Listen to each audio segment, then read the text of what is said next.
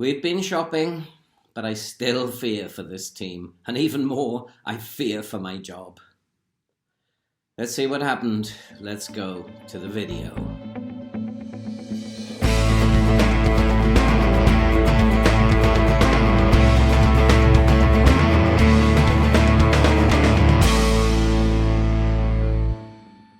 Hello and welcome back to Rodney Parade, Newport. And if you are a first-time visitor here, then subscribe, watch, like and comment and help us to support research into chronic heart disease, which is a very, very worthwhile cause and very, very much underfunded. And if you have been following us, you'll know that we had an exceptional season last year and we actually finished 9th. Red hot favourites to go down in the Sky Bet Championship, but we actually finished 9th and it was an amazing season. And I don't think, though, that we can repeat that. The transfers that we've brought in to try and strengthen, let's have a look at what's gone on in the transfer window. And there has been a lot of movement this season. And you can see we've let go Joe Nuttall and Ryan East. Nuttall the striker and Ryan East in midfield, and they were not justifying their salaries. They're not good enough to be championship players, so we just released them on a free transfer. And at the end of last season, we did manage to sign Billy Cumetio from Liverpool, and we paid £37,000 for him. He came in and had an exceptional 6 or 7 games for us where he averaged over 7.2, and he's an exceptional player and very good in the air, and hopefully we'll get a lot from him this season, and that's my hope anyway. We also strengthened at centre-back by bringing in Jamie Hamilton on loan from Burnley. He's only 5'11", but he is a good ball-playing defender, good passing and vision, and good potential. And I'm hoping that he will have a big season with us as well. And then in midfield, we brought in Danny Williams for $215,000. I've been chasing him for a couple of years, and I think he's a very, very good footballer. And I'm hoping that with his passing and passing ability and first touch, that he's going to be pivotal for us this season. And we let go Robbie Gotts and Phil Rogers. We sold Robbie Gotts to Sheffield Wednesday, who buy a lot of our players, for $180,000. And then for this season, for the current season, we let go on loan Yeboah Amankwa, the central defender, who's never fulfilled his potential. We let him go to Rochdale on loan. And we finally sold Charlie Lakin for £250,000 to Millwall, and Nick Townsend, the goalkeeper, to Leicester for $20,000. We've also brought in Jensen Weir, who, mainly because he's a free kick taker and we didn't have a free kick taker, but he looks like a good all-round player and has 4-star potential, and hopefully he will provide some sources of goals from free kicks for us this season. And then Isaac Smith, a young central defender, who's very good physicals for his age, great tackler, and he's definitely one for the future, and we brought him in on a free transfer, and I'm very hopeful that he'll do very well. George Wickens, we paid £900,000 for. Now he looks like a very good prospect to me. Although he's only rated 2.5 stars at the moment, I think this boy could become a very, very good goalkeeper in the future, and we brought him in as a backup to Rogers, and hopefully we'll see him develop into a very fine player. And then the strangest signing of all, Alfie Lloyd, who we brought in on a free transfer after bringing him in on trial, in which he did very, very well. And his performances in pre-season playing as a false nine have been nothing short of brilliant against some very, very, very good teams. And he is causing already a selection headache, because with Abraham out of form and he's very much in form, it's difficult to know who to select. So we've been very busy and we've improved the squad slightly, but I still worry about our capability to survive in the Sky Bet Championship again this year. We'll just have to do our best. One strange thing, though, that happened is that despite the media saying that we're red-hot favourites again, although that's 250 to 1 is better than last year, it's quite strange that they also predict that Charlie McNeil will end up as the top scorer this year. Now, that worries me, because I went for an interview to Bournemouth, who didn't get the job, but they are saying that they want to be champions this year. Now, if they are struggling, what worries me is that this might be indicating that Charlie McNeil might be recalled at Christmas, in which case I will be in terrible trouble up top. And although the club vision is that we will fight bravely against relegation, to lose Charlie McNeil would be a big blow, and I think that might be an FM clue that might happen, as he's predicted to be the top scorer.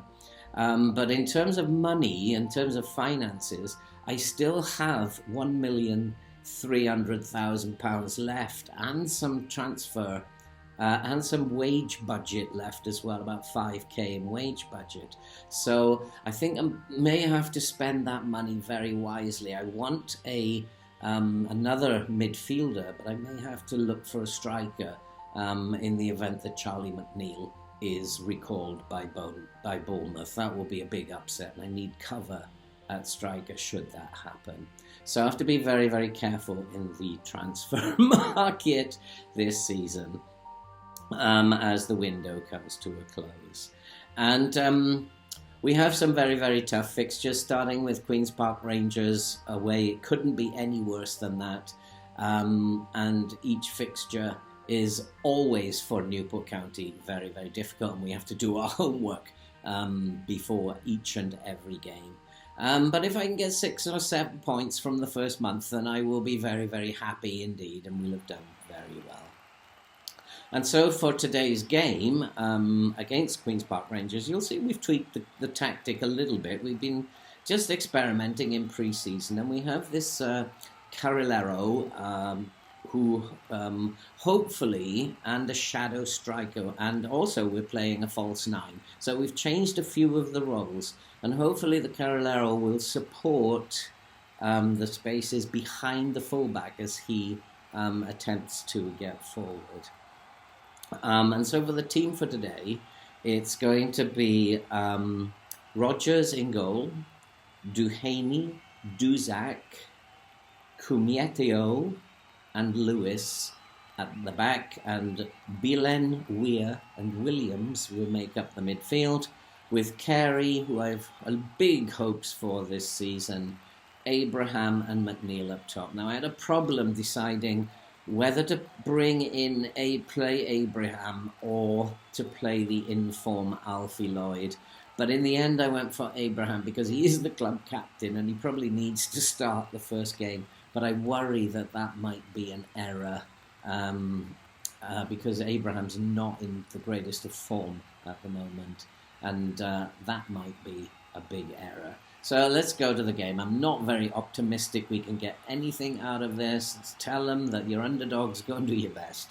And here we go, the first match of a brand new season. A very, very tough game against Queen's Park Rangers. And we have a corner, and Lewis swings in the corner, and that's headed away, and it's going to be picked up by Carey. Now, what can Carey do? Carey, he looks for Williams. And Williams, he finds Kumietio. And Duzak finds Carey. That's a good tackle, but Weir picks it up, and Abraham... And that indeed is what I was worried about. He's not in great form at the moment, and maybe I have made an error not playing Alfie Lloyd, who is in form. That was a real chance, and we are actually playing very, very well. But here come Queen's Park Rangers, and that's swung across the 6-yard box, and that's going to go out for a throw. But yes, in terms of the game itself, we have had 4 shots. They haven't had any. 2 have been on target. Although we don't have any possession, they're not creating any chances. And maybe doing your homework actually pays off. I was not expecting anything out of this game. And here's another chance, and Carey is in the clear. Now, can he get it in? He can't. And it's a good save by the goalkeeper. But unfortunately, I think Carey could have hit that earlier, but he took it too wide. His first touch let him down. But here's a corner, and Lewis swings in the corner, and that's headed away. And QPR, who are very good in the air, easily clear that one. But after 26 minutes, we are dominating this game in terms of chances created. We know that QPR will come back into the game. I don't know quite what's going on in my penalty area there. But I nearly had kittens. Oh dear, oh dear. And they are a very, very fit team, and they will finish strongly. So I have to be careful about how much energy we are actually using at various times during the game. And we need to save energy for later in the game. So we come off the press a little bit now. And that's a chance now, and that is a big chance, and he's hit the post, and we're still in this game, and it is still Queen's Park Rangers 0, Newport 0.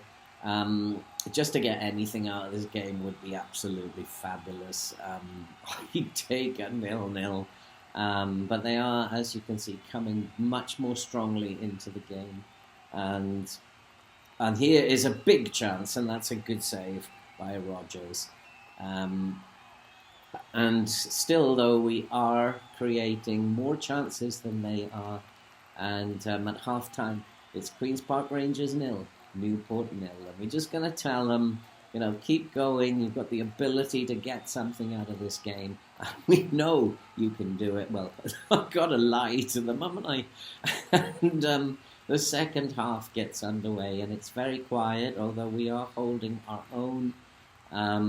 We've had a little bit more possession this half, but it's time to make some changes, and we are going to bring on Alfie Lloyd now to see if he can change this game.